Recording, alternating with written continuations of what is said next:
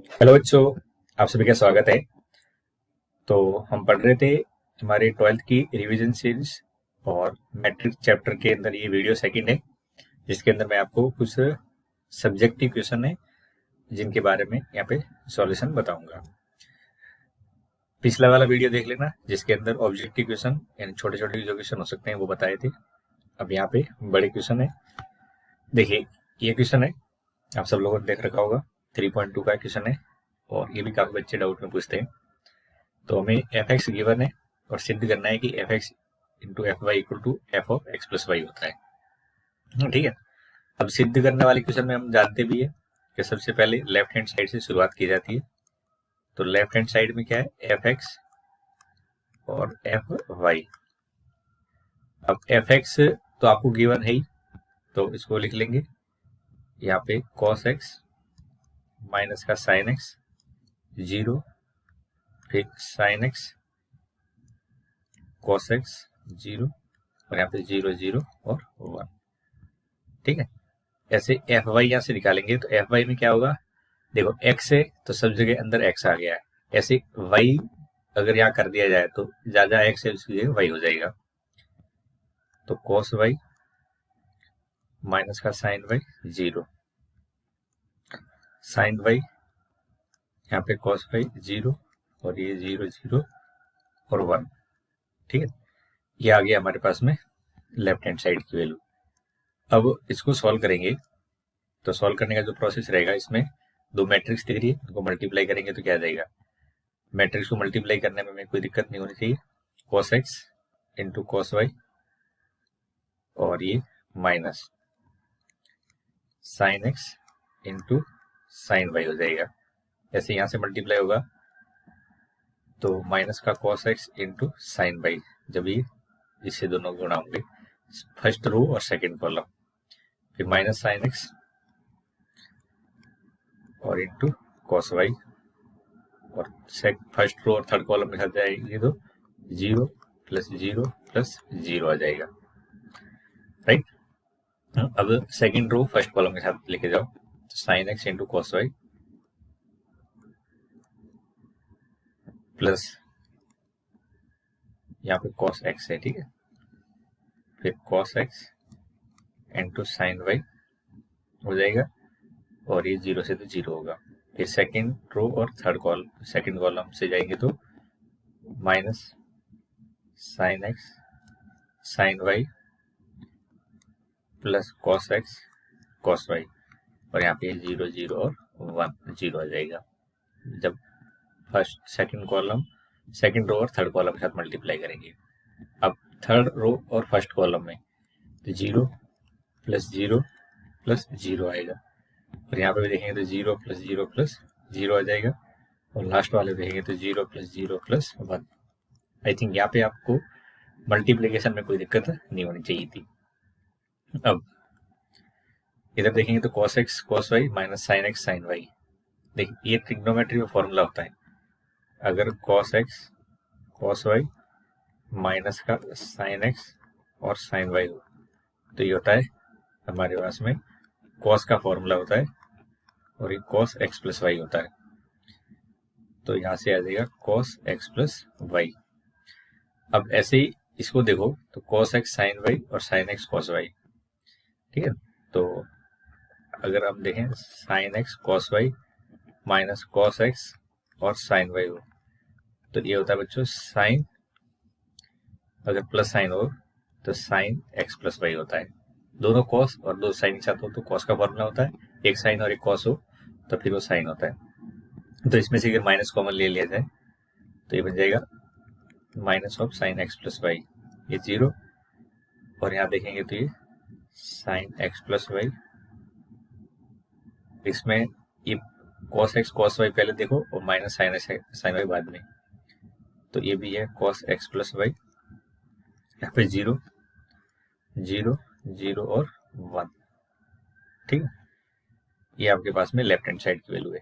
अब यहाँ पे जो वैल्यू निकल के आ रही है इसको यहाँ से अगर कंपेयर करोगे तो देखिए एफ एक्स में जहाँ अंदर देखेंगे सब जगह एक्स है तो बाहर एफ एक्स है अब उस जगह पे एक्स प्लस वाई आ गया है अंदर भी सब जगह, तो हम कह सकते हैं कि ये मेरा कैपिटल एक्स प्लस वाई के बराबर होगा।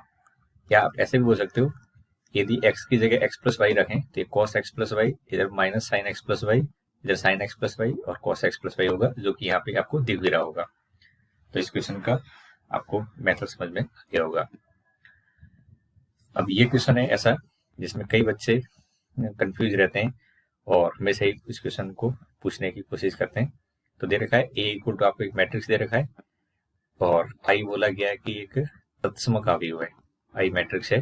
तो आपको प्रूव करना है कि I plus A equal to I minus A और इनटू ये दूसरा मैट्रिक्स है।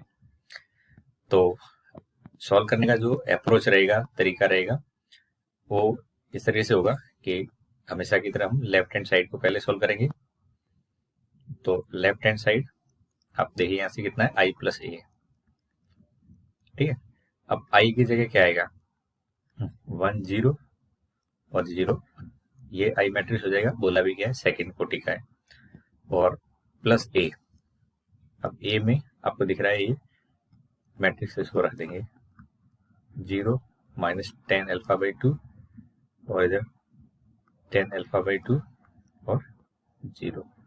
जब इसको सॉल्व करोगे तो ये आ जाएगा 1 माइनस का 10 अल्फा बटे 2, 1 प्लस 0 से 1 और 0 माइनस 10 अल्फा बाई 2 से 10 अल्फा बाई 2, और यहाँ देखेंगे तो 10 अल्फा बाई 2 और यहाँ पे ये 1। तो ये तो मेरा आ गया लेफ्ट हैंड साइड। इसको ज़्यादा आगे सॉल्व नहीं कर सकते हैं, मेन जो आपको मेहनत करनी है वो राइट हैंड साइड में। अब राइट हैंड साइड निकालेंगे, तो राइट हैंड साइड में क्या दे रखा है हमें, आई माइनस ए, ठीक है। तो आई प्लस ए में देखो क्या है, यहाँ पे प्लस साइन है, तो 1 माइनस 10 अल्फा बाई 2 और 10 अल्फा बाई 2 1 आ गया। अब मैं आई माइनस ए यहाँ से निकालूंगा, ठीक है। तो आई माइनस ए और इधर दूसरा मैट्रिक्स है जिसमें कॉस अल्फा माइनस का साइन अल्फा, फिर साइन अल्फा और कॉस अल्फा। तो यहाँ से आई माइनस ए तो बच्चों आ जाएगा आपका 1 और इधर 10 अल्फा बाई 2 प्लस का हो जाएगा, ठीक है। ये प्लस माइनस हो जाए तो ये माइनस माइनस प्लस हो जाएंगे, लेकिन ये माइनस का होगा और इधर 1। अब ये दूसरा मैट्रिक्स दिख रहा है, इसमें आपको फॉर्मूले की जरूरत पड़ेगी। तो देखिए कॉस अल्फा, ये लेफ्ट साइड आप देखोगे तो मैट्रिक्स में क्या है, हाफ एंगल है, तो कॉस अल्फा को भी हाफ एंगल tan के रूप में लिखोगे, तो ये होता है कॉस अल्फा का फॉर्मूला। अब आप में से जिसको भी दिक्कत है वो इसलिए भी दिक्कत होगी कि फॉर्मूला नहीं याद होगा, तो पहले तो ये फॉर्मूला अच्छे से आपको पता होना चाहिए। ऐसे साइन अल्फा की जगह होता है 2 10 अल्फा बाई 2 और 1 प्लस 10 स्क्वायर अल्फा बाई 2। तो ये दो फॉर्मूले आपको यहाँ पे अप्लाई करने पड़ेंगे। तो इस जगह पे मैं लिख लेता हूँ 1 माइनस 10 स्क्वायर अल्फा बाई 2 और 1 plus 10 square alpha by 2 minus sine alpha है, तो इस जगह आ जाएगा 2 10 अल्फा बाई 2 और 1 प्लस, नीचे दोनों में 1 प्लस ही आता है, ऐसे ही यहाँ रखेंगे तो 2 10 अल्फा बाई 2 और 1 प्लस 10 स्क्वायर अल्फा बाई 2, और यहाँ रखेंगे तो 1 माइनस 10 स्क्वायर अल्फा बाई 2 और 1 प्लस 10 स्क्वायर अल्फा बाई 2। अब इनको आपको मल्टीप्लाई करना है एक तरीके से। तो जब इसको मल्टीप्लाई करेंगे तो जैसे हम हमेशा मल्टीप्लाई करते हैं रो और कॉलम को, इस तरह से मल्टीप्लाई करता हूँ, 1 इसके साथ मल्टीप्लाई होगा तो यहाँ से आ जाएगा 1 माइनस, ये सबसे ज़्यादा मुश्किल स्टेप है मल्टीप्लाई करने वाला, जैसा कि मैंने स्टूडेंट के बीच में देखा है, उनको लगता है, वैसे है नहीं। प्लस ये पहला पहले से मल्टीप्लाई होगा, दूसरा दूसरे से मल्टीप्लाई होगा, तो ये हो जाएगा 2 10 स्क्वायर अल्फा बाई 2 और बटे में 1 plus 10 square alpha by 2, right. अब ऐसे ही फर्स्ट रो सेकंड कॉलम के साथ मल्टीप्लाई होगा, थोड़ा सा दूर लिखिए, तो 2 10 अल्फा बाई 2 और डिवाइड में 1 प्लस 10 स्क्वायर अल्फा बाई 2। और प्लस साइन करके ये सेकेंड, अब ये सेकेंड साथ मल्टीप्लाई होगा तो 10 अल्फा बाई 2 माइनस का 10 क्यू अल्फा बाई 2 और डिवाइड में 1 प्लस 10 स्क्वायर अल्फा बाई 2। ऐसे ही सेकेंड रो फर्स्ट कॉलम के साथ मल्टीप्लाई होगा तो माइनस का 10 alpha by 2 plus 10 Q alpha by 2 और बटे में 1 plus 10 square alpha by 2 plus क्या देगा 2 10 अल्फा बाई 2 और 1 प्लस 10 स्क्वायर अल्फा बाई 2। ऐसे ही सेकेंड रो सेकेंड कॉलम के साथ मल्टीप्लाई होगी तो 2 10 square alpha by 2 minus minus plus हो जाएगा तो ऊपर 2 10 स्क्वायर अल्फा बाई 2 प्लस 1 इसके साथ मल्टीप्लाई होगा तो 1 माइनस 10 स्क्वायर अल्फा बाई 2 और 1 प्लस 10 स्क्वायर अल्फा बाई 2। अब बच्चों ध्यान से देखो, यहाँ के आगे जो हमें सॉल्व करना है, अब इसमें ऑब्जर्व करोगे तो आपको डिवाइड में 1 प्लस 10 स्क्वायर अल्फा बाई 2 सबके दिख रहा है। तो जब हर समान होते हैं तो अंश को हम डायरेक्टली ऐड कर लेते हैं, ऐसा आपने मैथ के अंदर पढ़ा होगा। तो ये जो लेफ्ट हैंड साइड है इसमें आपको दिख रहा होगा, इसमें हर समान है 1 प्लस 10 स्क्वायर अल्फा बाई 2 है तो सबके एक ही बार मिल लेता हूँ 1 प्लस 10 स्क्वायर अल्फा बाई 2 और इधर भी डिवाइड में रखेंगे तो 1 प्लस 10 स्क्वायर अल्फा बाई 2 और इधर डिवाइड में रखेंगे तो 1 प्लस 10 स्क्वायर अल्फा बाई 2। अब ऊपर वाले पार्ट में देखोगे तो यहाँ पे क्या आएगा 1 माइनस 10 स्क्वायर है, इधर प्लस में 2 10 स्क्वायर है तो ये बन जाएगा 1 प्लस 10 स्क्वायर। क्या बन जाएगा 1 प्लस 10 स्क्वायर।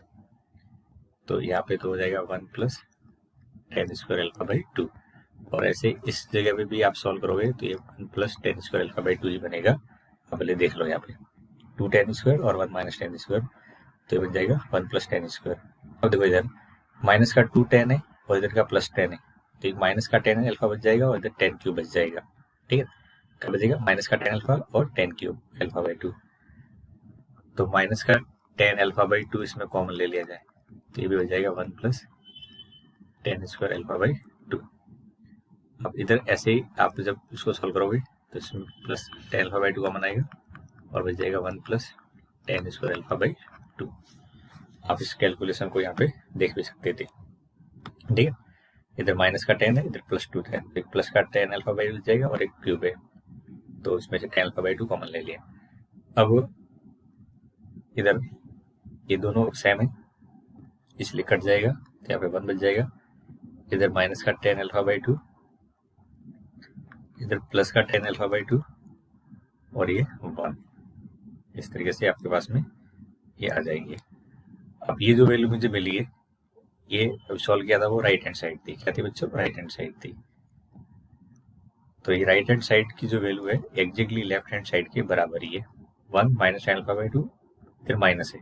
देख लो यहाँ पे हमने लेफ्ट हैंड साइड निकाली थी तो ये सेम आ रहा था तो हमारा लेफ्ट हैंड और राइट हैंड साइड बराबर हो गया तो हम कह सकते हैं ये प्रूव भी हो गया। ठीक है, तो आई थिंक यहाँ तक आपको ये समझ में आ गया होगा। अब आगे बढ़ते हैं। अब ये क्वेश्चन भी है जिसके अंदर कई स्टूडेंट को दिक्कत लगती है। तो किसी व्यापार संघ के पास 30,000 रुपये का कोष है, यानी उसके पास में इतनी धनराशि है, बैलेंस है। ठीक है, अब इसमें दो भिन्न भिन्न प्रकार के बॉन्ड पर निवेशित करते हैं। प्रथम पर 5% और सेकंड पर 7% का ब्याज मिलता है।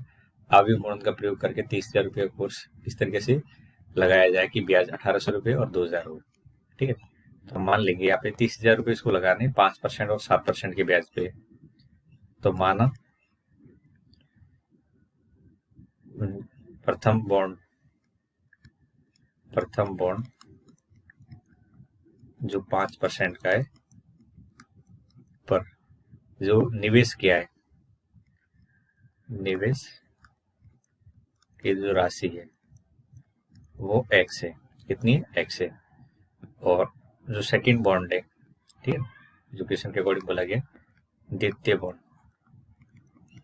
कितने परसेंट का है? 7%। इस पर जो निवेश राशि है, इस पर निवेश राशि है तो वो कितनी? टोटल 30,000 रुपये तो दूसरे वाले पे क्या हो जाएगा, 30,000 माइनस x हो जाएंगे। तो यहाँ पे एक अवयव लिख लेते हैं, निवेश राशि का अवयव, निवेश राशि का अवयव।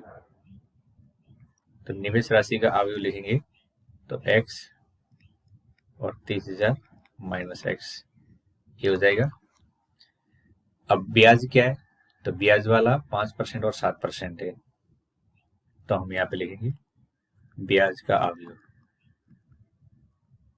ब्याज का अवयव यहाँ से लिखा जाएगा तो कितना है, 5% का है। तो ये कॉलम मैट्रिक्स, रो मैट्रिक्स है, तो इसको हम कॉलम मैट्रिक्स में लिखेंगे ताकि आगे मल्टीप्लाई कर सके। ठीक है, 5% और 7%।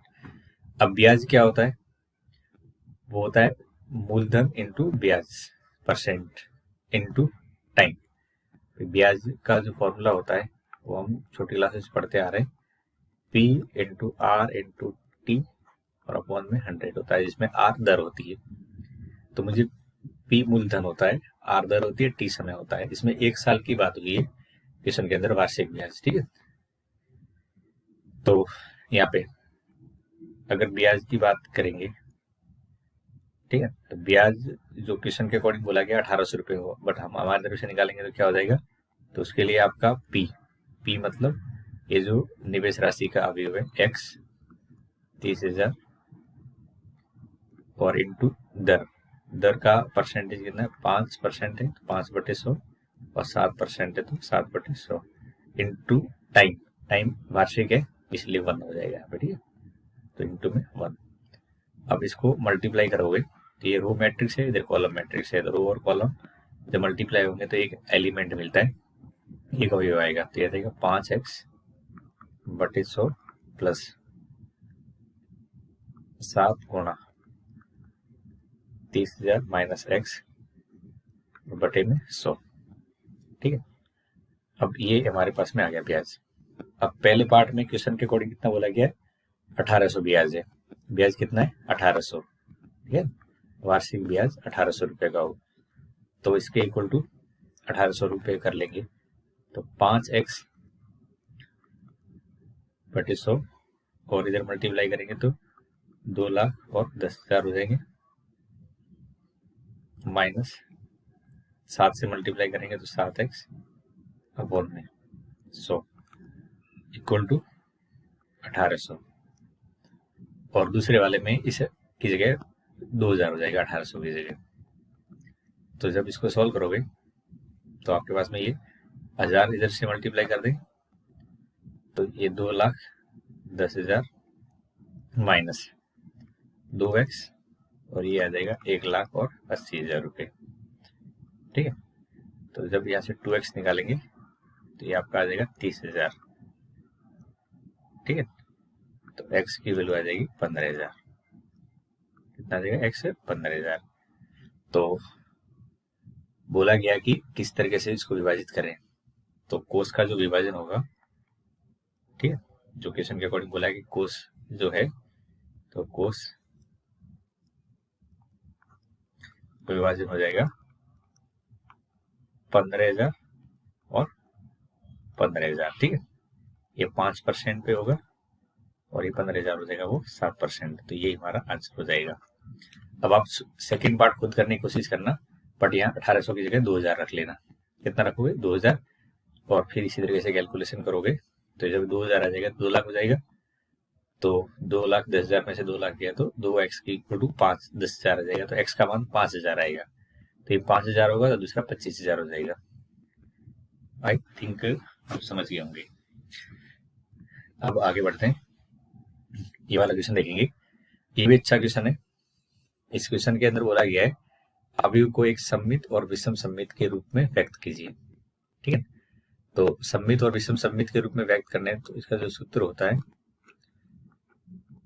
उसमें हम a के इक्वल टू लिखते हैं a plus a dash by 2 और दूसरा लिखते हैं a माइनस a डैश और अपॉन में 2। इस तरीके से इसको लिखा जाता है जब हमको सममित और विषम सममित में व्यक्त करना होता है, जिसमें पहला वाला पार्ट होता है वो सममित होता है, दूसरा वाला पार्ट विषम सममित होता है। तो पहले क्वेश्चन को सॉल्व करने के लिए हमें जो सूत्र की जरूरत पड़ेगी वो ये वाला है। ठीक है, अब इसको कैसे सॉल्व करेंगे, तो इसका तरीका यहाँ से हम समझने की कोशिश करते हैं। तो यहाँ पे हमें क्वेश्चन में सबसे पहले क्या दिया हुआ है, दिया है b इक्वल टू, तो ये b प्लस बी डैश हो जाएगा बाई 2 और b minus B dash by 2 हो जाएगा। तो b क्या दे रखा है, देखिए यहाँ पे आपको ये 2 माइनस 2 माइनस 4 माइनस 1 3 4 और 1 माइनस 2 और माइनस 3 दे रहे हैं। ये तो आपको क्वेश्चन में गिवन है। अब यहाँ से b का परिवर्त निकालेंगे b डैश। परिवर्त में क्या होता है, जो रो होती है उसको कॉलम बना देते हैं। तो 2 माइनस 2 माइनस 4, ठीक है, इधर आ जाएगा माइनस 1 3 और 4 और यहाँ पे 1 माइनस 2 और माइनस 3, ये आपका हो जाएगा सेकंड। अब b प्लस बी डैश की हेल्प से हम यहाँ पे ये आगे बनाएंगे a plus A dash by 2 type का। तो मान लेते हैं हमारा p अवयव है जो b plus b dash by 2 के बराबर है, ठीक है। अब b plus b dash by 2 कैसे निकलेगा, वो ध्यान से देखोगे तो 1/2 में आपको दोनों अवयव को जोड़ देना है। तो 2 माइनस 2 माइनस 4 माइनस 1 3 4 1 माइनस 2 और माइनस 3 प्लस ये दूसरा वाला अवयव है, इसमें आपको दिख रहा होगा 2 माइनस 1 1 माइनस 2 3 माइनस 2 माइनस 4 4 और माइनस 3। अब जब इसको यहाँ से कैलकुलेट करके आप निकालोगे तो ये हो जाएगा 2 प्लस 2 4/2, तो यहाँ से 2 आ जाएगा, फिर ये माइनस 2 और इधर माइनस 1 है तो माइनस का 3 और बटे में 2 तो माइनस 3/2 हो जाएगा, फिर माइनस 4 और 1 तो माइनस 3, फिर माइनस का 3/2 हो जाएगा। ऐसे यहाँ पे भी देखेंगे तो ये माइनस का 3/2, इधर 3 और 4, यहाँ से ये 1 आ जाएगा। ऐसे यहाँ देखेंगे तो ये 1 और माइनस 4 माइनस 3 और बटे में 2 तो माइनस 3/2 माइनस 2, तो इधर से ये 1 आ जाएगा और लास्ट वाला देखेंगे तो माइनस का 3 आ जाएगा। ये हमारे पास में आ गया b। अब हमें ये पता करके बताना है कि वो सममित है। क्या है, सममित है। ये वाला पार्ट आपका सममित टाइप का होता है। तो सममित के लिए क्या करते हैं, परिवर्त निकालते हैं, ठीक है। तो p का परिवर्त निकालेंगे, ये p जो लास्ट में दिख रहा है ये, अब इसका परिवर्त लेंगे तो क्या होगा, जो पंक्ति है यानी रो है उसको कॉलम बना देंगे। तो 2 माइनस 3/2 और माइनस का 3/2, इस रो को आपको क्या करना है, कॉलम बना देना है।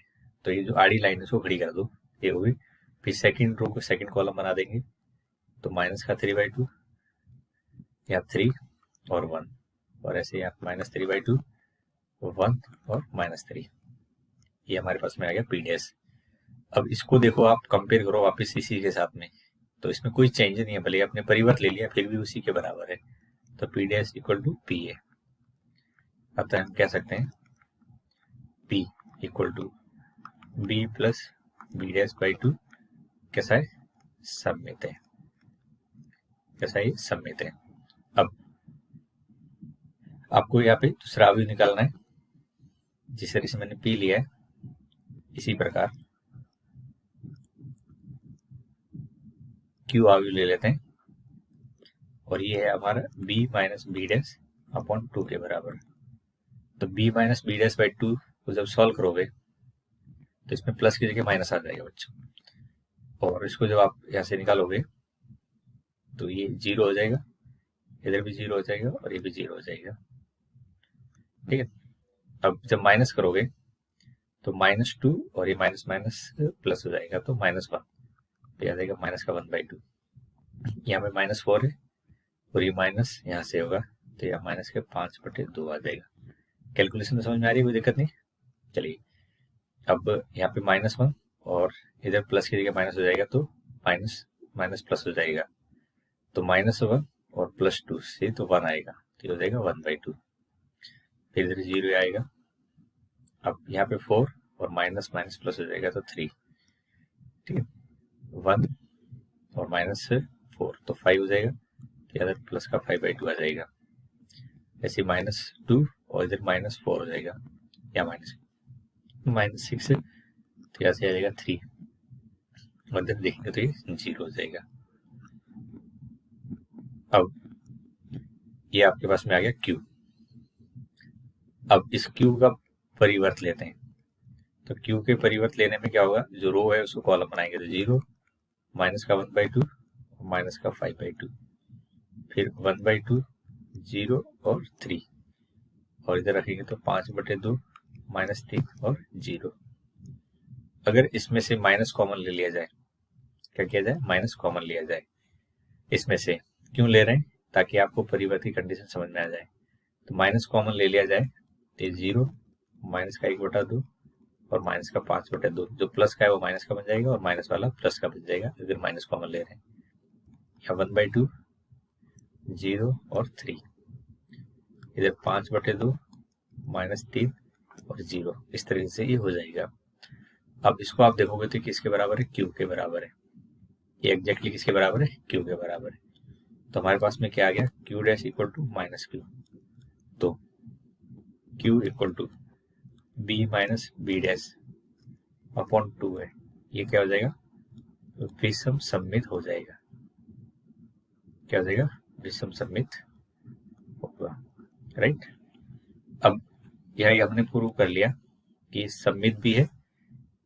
इसको यहाँ से हमने क्या प्रूव कर लिया कि आपके पास में ये जो पार्ट आया ये सममित वाला पार्ट है, ठीक है, और दूसरा वाला पार्ट है वो विषम सममित है क्योंकि इसमें माइनस आ गया है।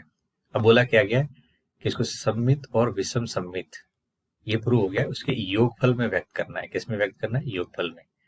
तो उसको योगफल में कैसे व्यक्त करेंगे, ये पार्ट यहाँ से आप अब देखने की कोशिश करिए। तो देखिए योगफल व्यक्त करने के लिए यहाँ से मैं इधर लिख रहा हूँ, जो कि आपका आखिरी वाला आंसर होगा, ठीक है।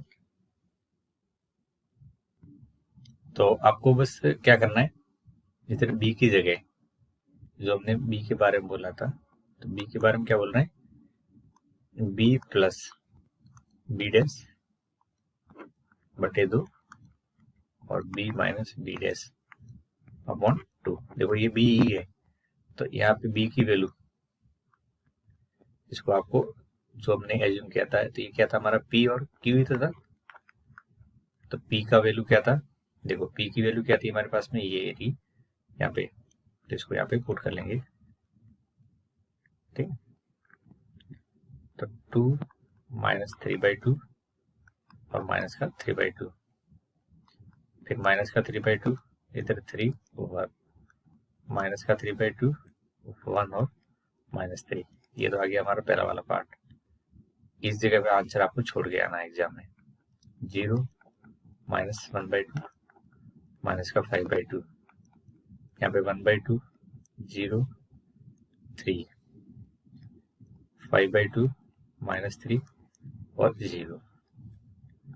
तो ये आपका फाइनल आंसर हो जाएगा, जो हमें बी को व्यक्त करना था दो अवयव के रूप में, ठीक है। तो क्या करोगे, पहले बी डैश निकालोगे, फिर इनकी हेल्प से दो अवयव बनाओगे, एक b plus b dash by 2 और दूसरा b minus B dash by 2।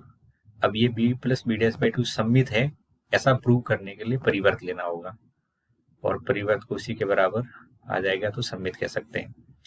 ऐसे दूसरा अवयव निकालोगे क्यू b minus B dash by 2, तो वो तो आसान है निकालना, बट साथ में इसको विषम सममित भी प्रूव करना है, इसलिए परिवर्त निकाल रहे हैं। तो सममित और विषम सममित के लिए परिवर्त लेना है, और लिखना क्या है ये आपको पहले से माइंड में रखना है। आई थिंक समझ गए होंगे आप। आगे देखो क्वेश्चन में। अब इस क्वेश्चन के अकॉर्डिंग बोला गया है प्रारंभिक संक्रियाओं के प्रयोग के द्वारा अवयव का व्युत्क्रम ज्ञात कीजिए, ठीक है। तो यहाँ पे हमें इस अवयव का व्युत्क्रम ज्ञात करना है, पर इसमें बोला गया है कि संक्रिया लगानी है। तो एग्जाम में तो इस क्वेश्चन से आपको बचने की कोशिश करनी है, इसके अथवा में कोई दूसरा क्वेश्चन हो तो उसको कर लेना, पर कई बार सिंगल ही क्वेश्चन आ जाए तो क्या करना है, तो वो तरीका यहाँ से समझिए। तो जो सॉल्व करने का तरीका रहता है बच्चों, तो हम क्या करते हैं, a इक्वल टू आई ए लेके स्टार्ट करते हैं। आइए अब a इक्वल टू आई ए से शुरू करना है, तो सबसे पहले तो आपको क्या करना है, ए की जगह यहाँ पे ये जो आगे दे रखा है उसको ही पुट कर लेना है, 0 1 2 1 2 और 3, और इधर 3 1 और 1। अब इस जगह पे आई का वैल्यू पुट कर लो, तो 3 क्रॉस 3 का आई लेंगे, तो आई 3 क्रॉस 3 का इस तरीके से लिखना है। अब साथ में यहाँ पे ए, इस जगह ए को ए रहने देना है, इसमें कुछ भी चेंज नहीं करना है। अब हम क्या करेंगे, देखो अगर ये लेफ्ट साइड वाले अवयव को आई बना देते हैं, ठीक है, तो हम जानते हैं आई किसका मल्टीप्लाई होता है, वो होता है ए इनवर्स इंटू ए का मल्टीप्लाई आई होता है। तो अगर लेफ्ट साइड मेरी आई बन गई तो ये वाला जो मैट्रिक्स उसी तरीके से चेंज होगा, वो जस्ट ए इनवर्स ही होगा, क्योंकि ये तो ए है। तो अगर लेफ्ट वाला आई बन जाए तो राइट में एक ए है तो दूसरा उसके साथ में क्या रहा होगा, ए इनवर्स रहा होगा, और वही पूछा गया है व्युत्क्रम। क्या पूछा है, व्युत्क्रम। व्युत्क्रम मतलब ए इनवर्स पूछा है। तो इसमें हमारा टारगेट क्या रहेगा, ये लेफ्ट साइड में आई मैट्रिक्स बनाने का तरीका या जो स्टेप होंगे वो यहाँ पे फॉलो करेंगे। तो आई मैट्रिक्स में क्या होता है, स्टार्टिंग में यहाँ 1 होता है, तो सोचिए यहाँ 1 कैसे आएगा। तो इसके लिए आपको क्या करना पड़ेगा, देखो नीचे वाली मैट्रिक्स रो के अंदर 1 दिख रहा है, अगर उसको ऊपर पहुंचा दें तो हमारा काम हो सकता है। तो यहाँ पे ये चेंज करेंगे R2 चेंज टू R1, या एक तरह से R2 और R1 इंटरचेंज करेंगे, तो इसको संक्रिया बोला जाता है। क्या बोलते हैं बच्चों, संक्रिया बोलते हैं। तो आपको इसमें एक तरीके से जैसे सुडोकू वगैरह गेम खेलते हो वैसा ही खेल चाहिए, जो जरूरत है उसके अनुसार बनाते जाओ। 1 2 3 ऊपर आ जाएगा और ये इसकी जगह पहुंच जाएगा 0 1 2 3 1 1। अब इसमें गलती बच्चों से बहुत बार होती है, वो है कि एक साथ जो संख्या रखते हैं लेफ्ट साइड में वो राइट में अप्लाई करना होता है, तो इधर भी R2 R1 की जगह पहुंच जाएगा। ठीक, अब इनटू में ए, इसको कोई चेंज नहीं करना है।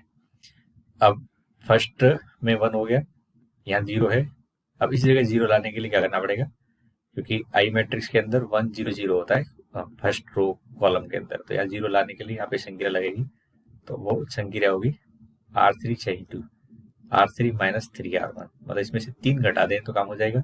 अब 3 घटाने के लिए R1 की सहायता लेंगे, तो हम R3 में से 3R1 करेंगे, तो चेंज किसको कर रहा है, क्या है R3 को, तो R1 को वैसे वैसे उतार दो। ठीक है, अब R3 में से 3R1 घटाएंगे तो इसमें से 3 घटाएंगे तो 0 होगा, 1 में से इसका 3 गुना घटाएंगे तो 3 गुना 6 हो जाएगा, तो 1 माइनस 6 हो जाएगा माइनस के 5, और इसका 3 गुना करेंगे तो 9, और इसमें से घटाएंगे तो माइनस के 8। राइट, अब इधर भी देखेंगे तो 0 1 0 1 0 0, R1 R2 को छेड़छाड़ करनी R3 में, R1 का 3 गुना 0 होगा तो घटाने में 0 आएगा, इसका 3 गुना करेंगे तो माइनस 3 हो जाएगा, और इधर 1 हो जाएगा। अब आपको फर्स्ट रो कॉलम के अंदर 0 दोनों 0 दिखे, अब यहाँ पे 1 होना चाहिए, और ये जो होता है -5 इस जगह 0 आना चाहिए, और ऊपर जो 2 दिख रहा है इसकी जगह भी 0 आना चाहिए। तो हम क्या करेंगे, R2 की सहायता लेंगे। मैंने बोला है गेम की तरह ही है, तो इसमें आपको जितनी प्रैक्टिस ज्यादा करोगे उतना समझ में अच्छे से आएगा। तो R1 change to R1 minus 2R2, यानी 2 से गुणा करके इसमें से घटा देंगे, यहाँ 0 बन जाएगा, और इसी तरीके से R3 को चेंज इस तरह से करेंगे, R3 माइनस की जगह यहाँ पे प्लस कर दें, और वो 5 गुना R2 कर दें, यानी R2 को 5 से गुना करके इसमें ऐड कर लेंगे तो हमारे यहाँ पे भी 0 हो जाएगा। अब देखो यहाँ से, ठीक है, अब यहाँ पे उसको लिख रहा हूं मैं, तो हमने चेंज किसको किया है, R1 और R3 को, R2 को चेंज नहीं किया तो R2 यहाँ लिख दो पहले, जो चेंज नहीं किया उसको पहले लिखना है। इधर देखेंगे तो 1 0 0,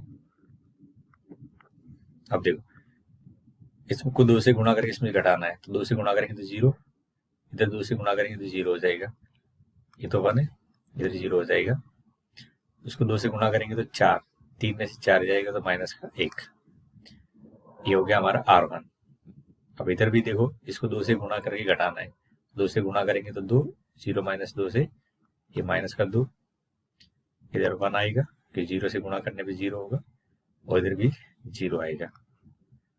अब R3 को चेंज करना है, तो R2 को 5 से गुणा करके इसमें जोड़ना है, तो इसको 5 से गुणा करके इसमें जोड़ेंगे तो 0 ही, इधर 0 हो जाएगा, और उसको 5 से गुणा करेंगे तो 10, और -8 में 10 जोड़ेंगे तो प्लस का 2 बच जाएगा। अब ऐसे इसको 5 से गुणा करके इसमें जोड़ना है, इसको 5 से गुणा करके इसमें जोड़ना है, तो 5, इधर -3 और इधर 1, तो 5 -3 और 1। ये यहाँ पे आपके सेकंड कॉलम के दो 0 ऊपर नीचे हो गए, बीच में 1 हो गया। अब थर्ड कॉलम में यहाँ पे लास्ट वाला पार्ट है जो मैं यहाँ पे मार्क देख रहा हूँ, ये 2 होना है, 2 की जगह 1 होना चाहिए। तो बताइए 1 कैसे आएगा? तो इसको 1 लाने के लिए इसमें 2 का भाग दे देते हैं तो 1 आ जाएगा। तो हम क्या करेंगे, R3 change to R3/2, R3 को 2 से डिवाइड कर लो, तो R3 चेंज हुआ है, तो R1 में वैसा वैसा डाल दो, 0 1 2 0 0 1। अब इधर भी डिवाइड करेंगे तो ये -2 1 0 1 0 0, राइट। इसको 2 से डिवाइड करेंगे तो 5/2 -3/2 और 1/2, यहाँ पे ये आ जाएगा, राइट। अब थर्ड कॉलम के अंदर इस जगह 0 होना चाहिए था और इधर भी 0 होना चाहिए, तो इधर 0 लाने के लिए R3 की सहायता लेंगे। तो हम क्या करेंगे, अगर इसमें से इसको 2 से गुणा करके इसमें घटा दें तो 0 हो जाएगा, और इसको डायरेक्टली जोड़ दें तो भी 0 हो जाएगा। तो R1 को चेंज करें R1 + R3, और R2 को चेंज करें R2 और 2 गुना R3, ठीक है। तो हमने चेंज किया R1 और R2 को, तो R3 पहले उतार दो, 0 0 1।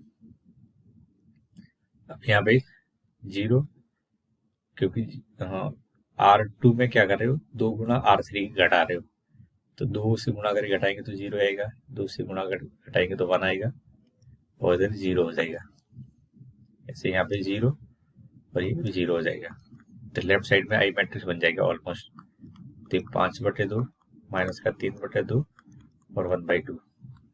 अब क्या बोला मैंने, R2 को 2 से गुणा करके R3 से घटाना है, तो 2 से गुणा करेंगे तो ये 5, और इसमें से घटाएंगे तो ये आ जाएगा -4। अब इसको -2 से गुणा करेंगे तो 2 से गुणा करेंगे तो -3, और इसमें से घटाएंगे तो +3 हो जाएगा, और इधर घटाएंगे तो -1 हो जाएगा। क्या इतना समझ में आ गया? इसको 2 से गुणा करके घटाना है, ठीक। अब R1 और R3 जोड़ देना है, तो R1 और R3 जोड़ेंगे तो -2 और प्लस के 5/2 जोड़ेंगे तो 1/2 बच जाएगा। ये 2.5 है और ये -2 है तो आधा बच जाएगा, इधर जोड़ेंगे तो इधर माइनस का आधा बच जाएगा, और इसको जोड़ेंगे तो प्लस का आधा हो जाएगा। अब देखिए लास्ट में हमारे पास में लेफ्ट में आई मैट्रिक्स आ गया, तो ए के साथ जो मैट्रिक्स रहा होगा वो क्या होगा, इनवर्स रहा होगा, अतः ए इनवर्स बराबर, तो ए इनवर्स के बराबर जो आएगा वो 1/2 -1/2 प्लस का 1/2, इधर -4 3 और -1, और यहाँ पे देखेंगे तो 5/2 -3/2 और 1/2। तो ये हमारा इस क्वेश्चन का आंसर होगा। आई थिंक आपको समझ में आ गया होगा। फिर मैं कहूँगा इसमें जितने क्वेश्चन ज़्यादा करोगे उतने आसानी से आपको समझ में आएगा, इसलिए क्वेश्चन खूब करें। अब क्वेश्चन ये विविध का है, और इस क्वेश्चन के अंदर भी कई बच्चों को डाउट रहता है, तो देख लो इसको। मान लीजिए ए इक्वल टू दे रखा है आपको मैट्रिक्स, दिखाइए कि n के सभी मानों के लिए ये रिलेशन एक इसके राइट साइड में इसके बराबर होता है। तो इसको हम जो सिद्ध करते हैं वो सिद्ध किया जाता है गणितीय आगमन से। इसे सिद्ध करते हैं गणितीय आगमन से, इसको सिद्ध करना होता है। अब गणितीय आगमन में 3 स्टेप होते हैं। स्टेप फर्स्ट क्या कहता है कि आप n = 1 रखो, और दोनों स्टेप चेक करो बराबर आने चाहिए। तो n = 1 रखेंगे तो आपकी लेफ्ट हैंड साइड और राइट हैंड साइड बराबर आनी चाहिए। तो a × i plus b × a की पावर 1, तो इतना ही आएगा। अब यही से आप राइट हैंड साइड निकालोगे तो राइट हैंड साइड की वैल्यू यह आ जाएगा a × i की n की जगह 1 रखें प्लस 1 a की घात 1 - 1 इंटू b × a। जब उसको सॉल्व करेंगे तो ए आई प्लस बी ए होगा।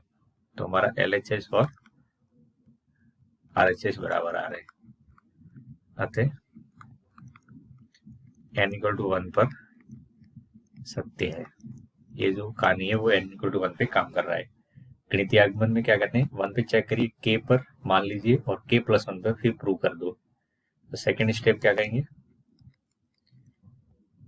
n इक्वल टू मान लेंगे, माना n बराबर k पर सत्य है। ये n इक्वल टू k पर क्या है, सत्य है, ऐसा आपको मान के चलना है। अब n इक्वल टू k पर अगर सत्य है तो ये हो जाएगा ए आई प्लस बी ए की घात k बराबर ए की power k into I plus k into A की पावर k माइनस 1 और बी ए। यानी कहीं पे अगर जरूरत पड़ती है तो ए आई प्लस बी ए की जगह मैं ये राइट साइड में जो दे रखा है उसको पुट कर सकता हूं। अब तीसरा स्टेप क्या होता है इसमें, n बराबर k प्लस 1 पर ये सत्य है ऐसा सिद्ध करेंगे, सत्यता सिद्ध करेंगे, राइट। अब n equal to k plus 1 पर सत्यता आपको सिद्ध करनी है, तो फिर से यहाँ पे इसका लेफ्ट हैंड साइड लीजिए और लेफ्ट हैंड साइड से राइट हैंड साइड में पहुंचने की कोशिश करो जहां n की जगह k प्लस 1 आ जाए। तो ए आई प्लस बी ए की पावर k प्लस 1, तो ये ए आई प्लस बी ए की पावर k और ए आई प्लस बी ए ऐसा हो जाएगा। अब ए आई प्लस बी ए का मान आपको समीकरण नंबर फर्स्ट दिख रहा है, इसको पुट कर लो, इसको यहाँ पे रख लेंगे, ठीक है। तो ये ए की power k into I plus k into A की पावर k माइनस 1 बी ए, ये आ गया हमारा ए आई प्लस बी ए की पावर k की जगह इंटू में ए आई प्लस बी ए, ठीक है। अब ये लेफ्ट हैंड साइड चल रही है हमारी, तो यहां से आगे इसको सॉल्व करेंगे तो मल्टीप्लाई करेंगे, तो ए की पावर k आई इंटू ए आई, ए की पावर k इंटू आई इंटू ए इंटू आई प्लस ये अगला मल्टीप्लाई करेंगे तो ए की पावर k इंटू आई और बी ए प्लस यहाँ पे k इंटू ए की power k minus 1 B A into A I plus k into A की पावर k माइनस 1 बी ए इंटू बी ए, राइट। अब जब इसको मल्टीप्लाई करोगे बच्चों तो ए की पावर k इंटू ए की पावर k, ये तो आ जाएगा ए की पावर k प्लस 1 और साथ में आई स्क्वायर बनेगा, तो आई स्क्वायर की वैल्यू आई के बराबर ही होती है, तो यहाँ पे तो आ जाएगा आई। अब यहाँ पे ए की पावर k आई बी ए, अब आई का किसी मैट्रिक्स से मल्टीप्लाई करेंगे तो कोई फर्क नहीं पड़ता है, उसमें आई वो मैट्रिक्स के बराबर ही होता है, तो ये अगला वाला पार्ट हो जाएगा ए की पावर k इंटू बी ए। अब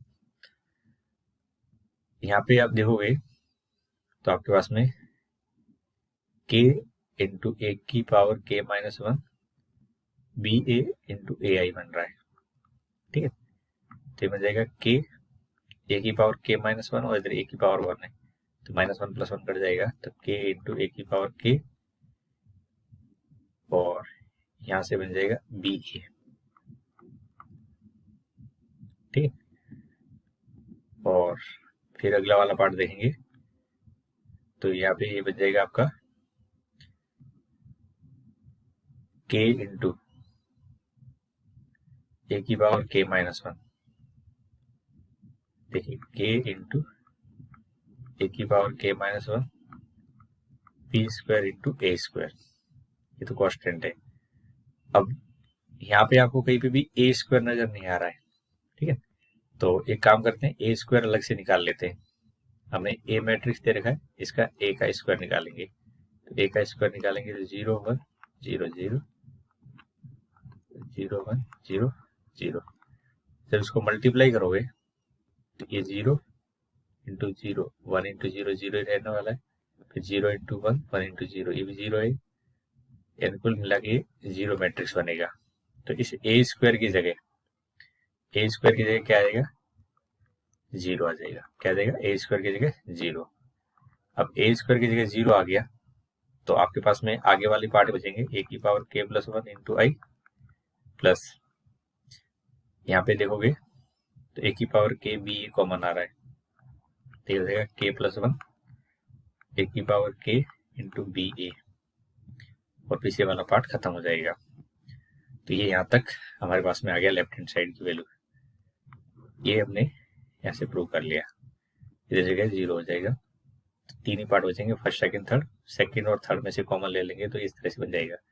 अब देखो अगर यहाँ पे मैं n की जगह k प्लस 1 रखता हूँ तो ये बन जाएगा a की पावर k प्लस 1, ठीक है, ये वाला n की पावर k प्लस 1, सॉरी एक मिनट है, इसको a की पावर k प्लस 1 इंटू आई प्लस, यहाँ पे n की जगह k प्लस 1 और a की power k plus 1 minus 1 k into B A, ऐसा आना चाहिए, जो कि यहाँ से आपको दिखता हो, मतलब आता हुआ भी दिख रहा होगा।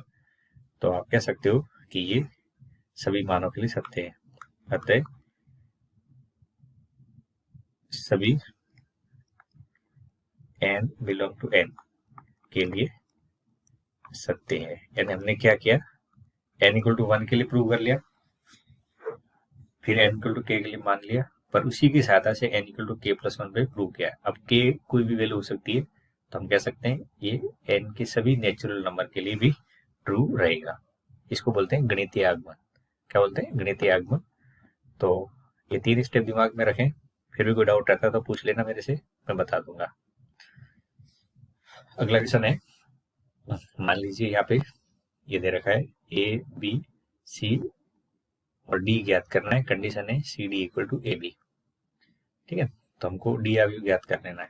तो यहाँ पे ये सभी 2x2 मैट्रिक्स है, सभी कैसे हैं, 2x2 मैट्रिक्स है।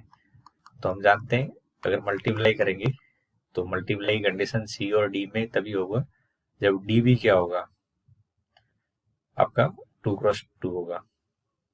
तो सबसे पहले तो ये लिखेंगे c d minus a b equal to वो 0 मैट्रिक्स के लिए जो डी होगा वो क्या होगा, डी बी 2x2 का अवयव होगा, ठीक है। पहली बात ये आपको समझ में आने लगी। अब मान लेते हैं कि जो डी मैट्रिक्स है वो आपका 2x2 का मान लेना है, तो ए बी सी और डी मैट्रिक्स है, ये हमने मान लिया। अब क्वेश्चन के अकॉर्डिंग क्या दिया हुआ है, c d minus a b equal to 0 matrix है।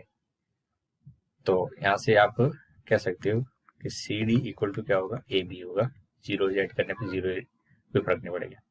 तो सी डी इक्वल टू क्या हो जाएगा, ए बी। अब सी की जगह आपको मैट्रिक्स दे रखा है 2 5 3 और 8, और डी की जगह रखेंगे तो ये A B C D equal to A B. A की जगह कितना है, 2 माइनस 1 3 4, और ए बी की जगह बी क्या है, 5 2 7 और 4। अब इसको क्या करना है, आपको मल्टीप्लाई करना है और दोनों साइड तुलना कर लेनी है। तो मल्टीप्लाई करेंगे तो यहाँ से 2a प्लस 5c, इधर मल्टीप्लाई करेंगे तो 2b प्लस 5d, इधर देखेंगे तो 3a प्लस 8c और ये 3b प्लस 8d, ये हो गया मल्टीप्लीकेशन। राइट साइड मल्टीप्लाई करेंगे तो 10 माइनस 7, ठीक। फिर यहाँ से आएगा 4 माइनस का 4 15, इसे मल्टीप्लाई करेंगे 15 प्लस 28, और यहाँ से देखेंगे तो 6 प्लस 16। अब यहाँ से आप तुलना करोगे, तुलना करने पर तो जब तुलना करेंगे तो हमारे पास में 2a + 5c 10 - 3 है, 7 किया तो 3 बचेगा, तो इक्वेशन 1 हो जाएगी। और ऐसे 2a + 5d = यहाँ देखेंगे तो 0, इक्वेशन सेकेंड। इक्वेशन थर्ड हो जाएगी 3a + 8c और 15 + 28, ये हो जाएगा 43, इक्वेशन थर्ड मान लेते हैं। और यहाँ देखेंगे तो 3b + 8d = ये 22, तो इक्वेशन 4। अब 4 इक्वेशन है और 4 ही अननोन है, तो हम दो को पकड़ के सॉल्व करेंगे। तो देखिए यहाँ a और c है, इधर भी a और c है, तो आप फर्स्ट और सेकंड को देख सकते हो। तो फर्स्ट इक्वेशन जो है इसको तो आप मल्टीप्लाई करोगे 3 से, एंड थर्ड इक्वेशन है इसको मल्टीप्लाई कर लो 2 से, तो ये बन जाएगा आपका 6a, 3 से मल्टीप्लाई करें 15c और 9। दूसरी वाली इक्वेशन को 2 से मल्टीप्लाई करना है, तो 6a + 2 से मल्टीप्लाई करेंगे तो 16c = 86 हो जाएगा। तो इधर सब्ट्रैक्ट करेंगे तो कट गया, -c = ये हो जाएगा हमारा 77, तो c की वैल्यू आ जाएगी 77। ठीक, अब c की वैल्यू 77 आ गई, तो फर्स्ट इक्वेशन में पुट कर लो 2a + 5 × 77 = 3, तो 2a = 3 - 7 × 5 = 35, 7 × 5 = 35 और 3 = 38, तो ये हो जाएगा 382। तो a की वैल्यू आ जाएगी हमारी 196, a की वैल्यू क्या आ जाएगी 196 माइनस का 191 आएगी, सॉरी। ठीक है, अब a और c आगे, b और d निकालने। देखिए यहाँ से b की वैल्यू कितनी है, इसको जब सॉल्व करोगे तो b की वैल्यू आ जाएगी -5d/2, और इसको b की जगह यहाँ पे पुट कर लो, इसको b की जगह पुट कर लेंगे, तो हमारे पास में क्या आएगा 3 - 5d/2 + 8d = 22, तो 15d माइनस का लघुत्तम लेंगे तो ये 16d = 44, तो d की वैल्यू 44 आ जाएगी। अब d की वैल्यू 44 आ गई तो b क्या हो जाएगा, तो b हो जाएगा -5 44/2, तो ये हो जाएगा 22 110। तो हम कह सकते हैं कि हमारे पास में आते जो डी अवयव है उसमें ए बी सी डी है, तो ए की जगह कितना है 191 माइनस का, बी की जगह आपका -110, सी की जगह आया 77 और डी की जगह देखेंगे तो 44, तो ये हमारा आंसर हो जाएगा। उम्मीद करता हूँ आपको समझ में आ गया होगा। ठीक, तो इतने क्वेश्चन थे जो मुझे लगे थे कि इम्पोर्टेंट भी है और अच्छे लेवल के क्वेश्चन है, जिनमें चांसेस है एग्जाम में आपको ऐसे क्वेश्चन दिखें, और मैंने इम्पोर्टेंट से ज़्यादा वो क्वेश्चन लिए जो आपको इस चैप्टर के अंदर प्रॉब्लम महसूस करवा रहे होंगे रिवीजन करते समय, तो इनको अगर कर लोगे तो इजी वाले क्वेश्चन तो ऑटोमेटिकली हो जाएंगे। उम्मीद करता हूँ कि ये आपको सेशन हेल्प करेगा। ऐसे हम नेक्स्ट चैप्टर भी कवर करेंगे, तो वीडियो पसंद आए तो लाइक कर लेना। Thank you.